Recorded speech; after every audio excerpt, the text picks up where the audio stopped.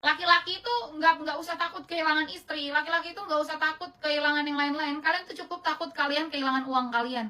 Karena kalau laki-laki tidak punya uang, dia sama aja nggak akan dihargai oleh siapapun, bahkan istri dan keluarga sendiri. Jadi kalau misalnya kamu tuanya nggak punya istri, nggak apa-apa, yang penting kamu punya uang. Pasti nanti kamu bisa cari babysitter yang montok ya.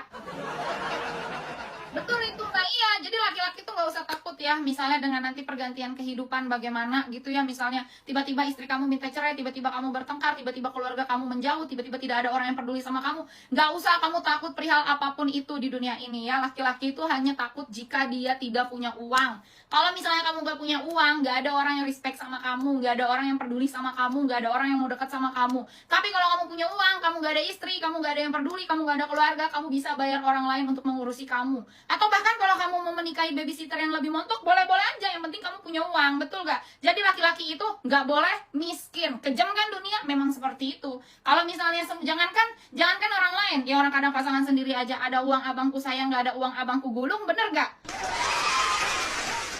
Kita nggak bisa menutup mata, kita nggak bisa munafik, tapi memang seperti itu adanya gitu ya. Kalau misalnya Anda sekarang mungkin gitu ya bertahan di saat kondisi kamu susah, itu hanya ada 1001 dan kamu sangat beruntung, kamu harus jaga istri yang seperti itu. Tapi kalau misalnya ada yang kayak modelnya Bang, kalau misalnya abang nggak ada duit, dia bawaannya marah aja, panas aja, ngomel aja, ya udahlah ya Bang ya, abang gak usah takut abang kehilangan harta benda abang, abang gak usah takut kehilangan istri abang gak usah takut kehilangan keluarga abang. Tapi yang harus abang takut adalah ketika kamu tua tidak punya uang, itu aja.